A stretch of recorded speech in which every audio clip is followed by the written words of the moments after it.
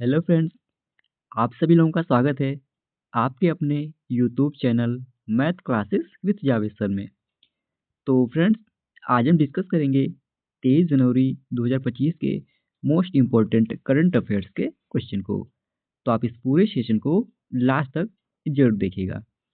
और अगर आप हमारे वीडियो को पहली बार देख रहे हैं तो चैनल को सब्सक्राइब करना ना भूलें, ताकि हमारे द्वारा कुछ भी अपडेट किया जाए उसका नोटिफिकेशन आपको सबसे पहले मिल सके। और इस वीडियो का पीडीएफ आपको हमारे टेलीग्राम चैनल पे मिल जाएगा, जिसका लिंक वीडियो के डिस्क्रिप्शन में दिया गया है। आप उसे वहां से इजीली डाउनलोड कर सकते हैं। तो चलिए फ्रेंड्स, आज के सेशन को करते हैं स्टार्ट। तो सेशन को स्टार्ट करने से पहले हम लोग पिछले दिन के करंट अफेयर्स का रिवीजन करते हैं। तो चलिए हम लोग 22 जनवरी के करंट अफेयर्स का क्विक रिवीजन कर लेते हैं, जिसमें पिछले दिन हम लोगों ने पढ़ा था हाल ही में किसे गेट्स कैम्ब्रिज इम्पैक्ट पुरस्कार से सम्मानित किया गया है। तो उर्वशी सिन्हा को अभी हाल ही में गेट्स कैम्ब्रिज इम्पैक्ट पुरस्कार से सम्मानित किया गया। हाल ही में आयोजित ला पेरोस अभ्यास में भारत का कौन सा जहाज शामिल हुआ है? तो आईएनएस मुंबई शामिल हुआ। अमेरिका के 47वें राष्ट्रपति के रूप में किसने शपथ ग्रहण की है? तो फ्रेंड्स, डोनाल्ड ट्रंप ने अभी हाल ही में अमेरिका के 47वें राष्ट्रपति के रूप में इन्होंने शपथ ली। हाल ही में कहा वर्जिन नारियल तेल को जीआई टैग मिला है? अंडमान और निकोबार द्वीप समूह में वर्जिन नारियल तेल को जीआई टैग मिला। हाल ही में किसे इंडियन बैंक का एमडी और सीईओ नियुक्त किया गया? तो विनोद कुमार को अभी हाल ही में इंडियन बैंक का एमडी और सीईओ नियुक्त किया गया। भारतीय कृषि अनुसंधान परिषद ने केंद्रीय तंबाकू अनुसंधान संस्थान का नाम बदलकर राष्ट्रीय वाणिज्यिक कृषि अनुसंधान संस्थान कर दिया है। यह अनुसंधान संस्थान कहाँ पर स्थित है? तो यह आंध्र प्रदेश के राजमुंदरी में स्थित है। हाल ही में इसरो ने अंतरिक्ष में मटर के किस प्रकार के बीजों को सफलतापूर्वक अंकुरित किया है? तो ब्लैक आइड मटर को इसरो ने अंतरिक्ष में इसे सफलतापूर्वक अंकुरित किया है। मेघालय, मणिपुर और त्रिपुरा में किस दिन राज्य दिवस मनाया जाता है? तो 21 जनवरी को मेघालय, मणिपुर और त्रिपुरा में राज्य दिवस मनाया जाता है। संसद का बजट सत्र कब शुरू होगा? तो यह 31 जनवरी को शुरू होगा। 1 फरवरी 2025 को केंद्रीय बजट कौन पेश करेगा? तो इसे निर्मला सीतारमण जी पेश करेंगी। अब चलिए फ्रेंड्स, हम लोग आज के सेशन को कवर कर लेते हैं, जिसमें आज का पहला प्रश्न है हाल ही में किसे बीएसएफ का अतिरिक्त पुलिस महानिदेशक नियुक्त किया गया है? तो इसका सही विकल्प हो जाएगा फ्रेंड्स ए, यानी महेश कुमार अग्रवाल को अभी हाल ही में बीएसएफ का अतिरिक्त पुलिस महानिदेशक नियुक्त किया गया। तो फ्रेंड्स, तमिलनाडु कैडर के 1994 बैच के आईपीएस अधिकारी महेश कुमार अग्रवाल को सीमा सुरक्षा बल यानी बीएसएफ में फ्रेंड्स इनको अतिरिक्त महानिदेशक यानी एडीजी नियुक्त किया गया है। और फ्रेंड्स, वर्तमान में यह तमिलनाडु में सशस्त्र पुलिस के विशेष महानिदेशक के रूप में कार्यरत हैं। और इनके कार्यकाल की बात करें फ्रेंड्स, तो 4 वर्ष तक या अगले आदेश तक जो पहले फ्रेंड्स पूरा हो तब तक इस पद पर यह बने रहेंगे। अच्छा फ्रेंड्स, बीएसएफ के बारे में जान लेते हैं। तो फ्रेंड्स, इसका फुल फॉर्म होता है बॉर्डर सिक्योरिटी फोर्स, जिसे हिंदी में सीमा सुरक्षा बल कहा जाता है। और फ्रेंड्स, यह भारत सरकार का एक केंद्रीय सशस्त्र पुलिस बल है और यह भारत सरकार के गृह मंत्रालय के अधीन काम करता है। और इसकी स्थापना की बात करें फ्रेंड्स, तो 1 दिसंबर सन 1965 ईस्वी में इसकी स्थापना हुई थी। और बीएसएफ के महानिदेशक वर्तमान में फ्रेंड्स दलजीत सिंह चौधरी हैं। और यह भी आप लोग जानते रहे फ्रेंड्स, बीएसएफ अधिनियम को वर्ष 1968 में संसद द्वारा पारित किया गया था। अच्छा फ्रेंड्स, अब हम लोग कुछ महत्वपूर्ण नियुक्तियों का रिवीजन कर लेते हैं। तो ब्रजेंद्र प्रताप सिंह ने नेशनल एल्युमिनियम कंपनी लिमिटेड यानी नल्को के सीएमडी का पदभार ग्रहण किया। देवजीत सैकिया को बीसीसीआई का अगला अंतरिम सचिव नियुक्त किया गया। वी नारायणन को इसरो का नया अध्यक्ष नियुक्त किया गया। बहादुर सिंह सागू को भारतीय एथलेटिक्स महासंघ का अध्यक्ष नियुक्त किया गया। आशीष नैथानी को उत्तराखंड हाई कोर्ट के न्यायाधीश के रूप में नियुक्त किया गया। फिजिशियन वैज्ञानिक भारती कुलकर्णी को आईसीएमआर यानी राष्ट्रीय पोषण संस्थान की नई निदेशक का पदभार इनको दिया गया। तेंजिन यांगकी यह फ्रेंड्स अरुणाचल प्रदेश की पहली महिला आईपीएस बनी और मनीष सिंघल को एसोचैम का महासचिव नियुक्त किया गया। संजीव कुमार शर्मा को realty company signature global limited के नए मुख्य वित्तीय अधिकारी यानी सीएफओ के रूप में नियुक्त किया गया और इन्होंने फ्रेंड्स 7 जनवरी 2025 से अपना पदभार ग्रहण किया है। अगला प्रश्न है, हाल ही में किसे आईसीएसआई का नया अध्यक्ष नियुक्त किया गया है? तो इसका सही विकल्प हो जाएगा फ्रेंड्स डी, यानी धनंजय शुक्ला को अभी हाल ही में आईसीएसआई का नया अध्यक्ष नियुक्त किया गया है। तो फ्रेंड्स भारतीय कंपनी सचिव संस्थान यानी आईसीएसआई ने धनंजय शुक्ला को अध्यक्ष और पवनजी चांडक को उपाध्यक्ष के रूप में नियुक्त किया है। यानी फ्रेंड्स यहाँ पर 2 नियुक्तियां हुई हैं, जिसमें धनंजय शुक्ला को फ्रेंड्स आईसीएसआई का अध्यक्ष नियुक्त किया गया है और पवनजी चांडक को उपाध्यक्ष नियुक्त किया गया है। और फ्रेंड्स कामर्स और ला स्नातक शुक्ला आईसीएसआई के फेलो सदस्य हैं। इन्हें फ्रेंड्स कारपोरेशन से संबंधित कानून, सिक्योरिटी लॉ और टैक्सेशन के क्षेत्रों में विशेषज्ञता हासिल है और इन्हें कारपोरेशन प्रोफेशनल के रूप में 20 वर्षों से अधिक का अनुभव है।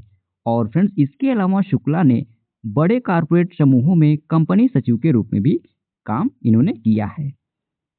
और उपाध्याय पवन चांडक की बात करें फ्रेंड्स, तो इन्हें श्रम संबंधी कानून और लेबर वेलफेयर में विशेषज्ञता हासिल है और फ्रेंड्स इन्होंने स्वतंत्र निदेशक और सलाहकार के रूप में बहुराष्ट्रीय कंपनियों के साथ भी इन्होंने काम किया है।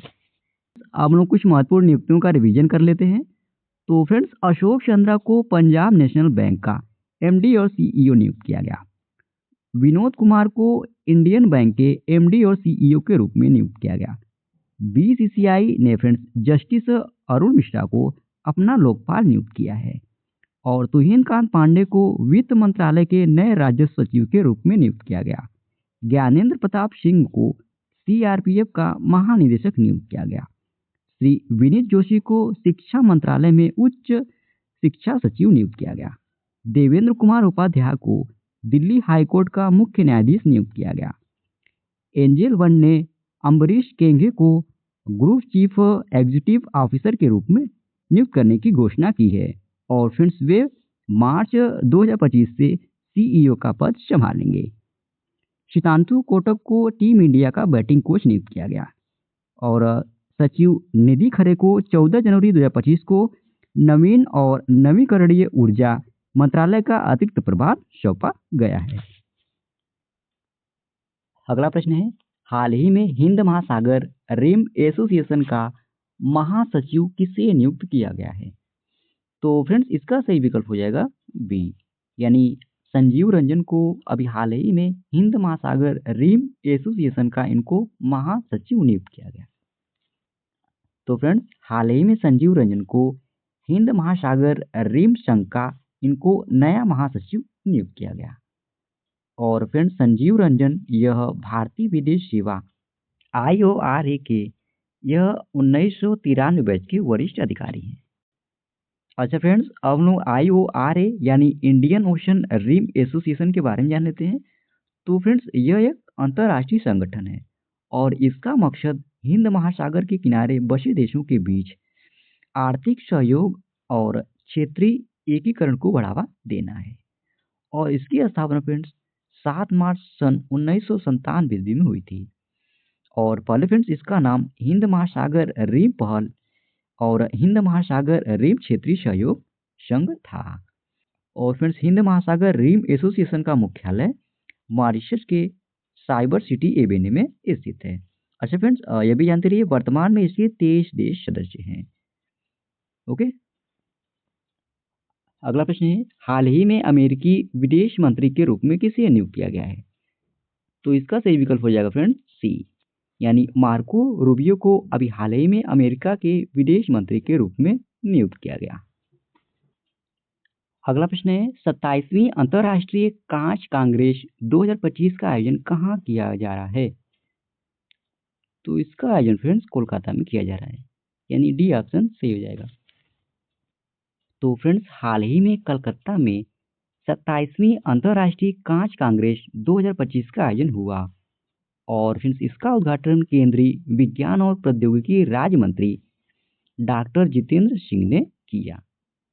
और इसके आयोजन की बात करें तो फ्रेंड्स 20 जनवरी से 24 जनवरी 2025 तक CSIR केंद्रीय कांच और सिरेमिक अनुसंधान संस्थान द्वारा इसको आयोजित किया जा रहा है। और फ्रेंड्स इस मेगा इवेंट में 300 से अधिक संकाय सदस्यों और विदेशों से अग्रणी उद्योग अधिकारियों सहित दुनिया भर से लगभग 800 प्रतिनिधि इन्होंने इसमें भाग लिया। अच्छा फ्रेंड्स, अब लोग अंतर्राष्ट्रीय कांच कांग्रेस या ICG के बारे में जान लेते हैं। तो फ्रेंड्स ICG ग्लास कांग्रेस एक त्रैवार्षिक कार्यक्रम है और इसका उद्देश्य कांच उद्योग के विकास, नवाचार और अनुसंधान को बढ़ावा देना है। और इसमें दुनिया भर के कांच उद्योग के प्रमुख शोधकर्ता, वैज्ञानिक और पेशेवर भाग लेते हैं। अगला प्रश्न है, हाल ही में पंगसौ दर्रा अंतर्राष्ट्रीय महोत्सव 2025 किस राज्य में आयोजित किया गया है? तो फ्रेंड्स यह अरुणाचल प्रदेश में इसको आयोजित किया गया है, यानी डी ऑप्शन सही हो जाएगा। तो फ्रेंड्स अरुणाचल प्रदेश में आयोजित पंगसौ दर्रा अंतर्राष्ट्रीय महोत्सव द्वितीय विश्व युद्ध के दौरान क्षेत्र की सांस्कृतिक विरासत और इसके ऐतिहासिक महत्व का जश्न मनाता है। और फ्रेंड्स अरुणाचल प्रदेश के मुख्यमंत्री पेमा खांडू ने नामपोंग में द्वितीय विश्व युद्ध के अवशेषों को बहाल करके पर्यटन को बढ़ावा देने के लिए योजना की घोषणा की है, जो फ्रेंड्स आर्थिक विकास और सांस्कृतिक आदान प्रदान को बढ़ावा देने में महोत्सव की भूमिका को दर्शाता है। और फ्रेंड्स इस वर्ष का महोत्सव युद्ध की समाप्ति की 80वीं वर्षगांठ के साथ मनाया गया है और यह महोत्सव फ्रेंड्स 2007 से प्रतिवर्ष जनवरी के तीसरे सप्ताह में अरुणाचल प्रदेश के नामपोंग में इसको आयोजित किया जाता है। और इसके अलावा फ्रेंड्स यह महोत्सव पूर्वोत्तर भारत और म्यांमार के बीच सांस्कृतिक आदान प्रदान को बढ़ावा देता है।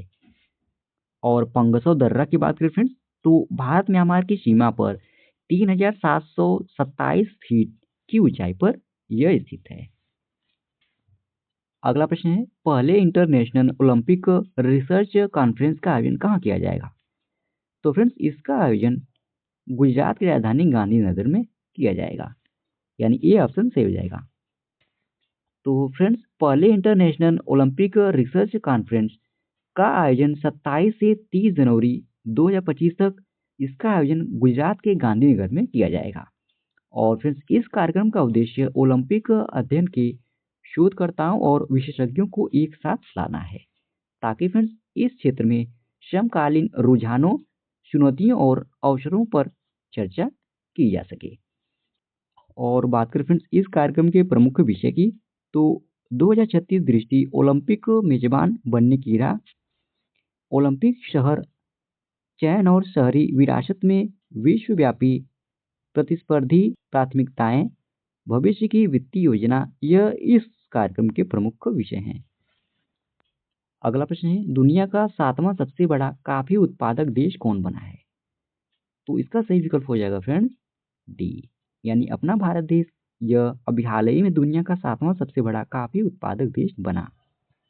तो फ्रेंड्स भारत अब दुनिया का 7वां सबसे बड़ा कॉफी उत्पादक देश बना है, जिसका निर्यात फ्रेंड्स वित्त वर्ष 2023-24 में $1.23 बिलियन तक पहुंच गया।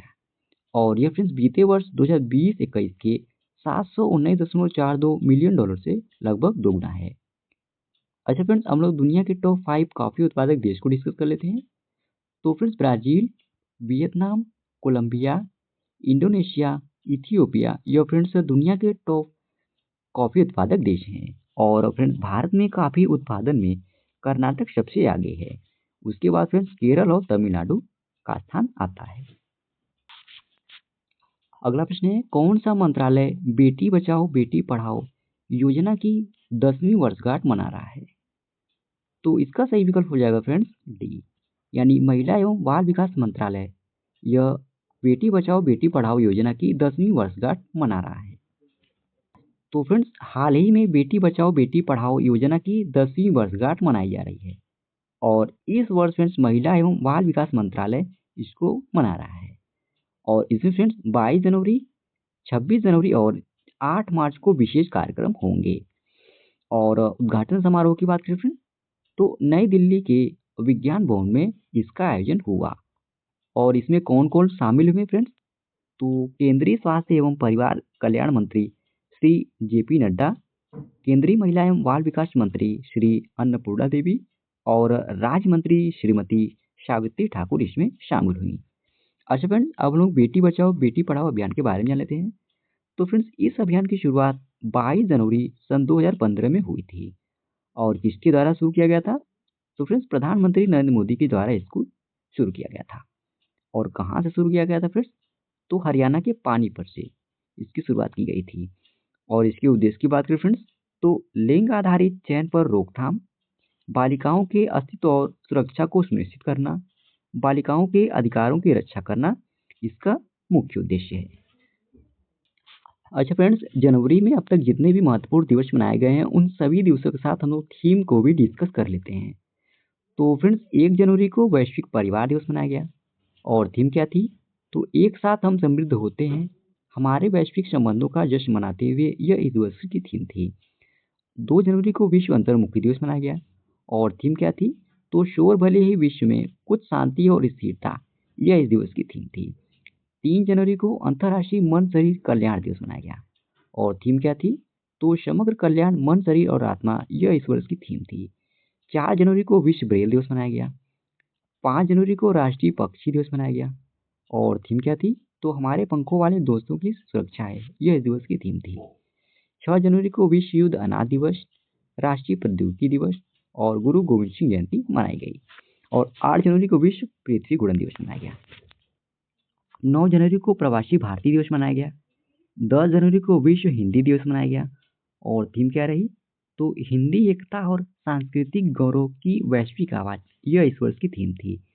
11 जनवरी को राष्ट्रीय मानव तस्करी जागरूकता दिवस मनाया गया। और थीम थी बिंदुओं को जोड़ना। 12 जनवरी को राष्ट्रीय युवा दिवस मनाया गया। और थीम क्या रही?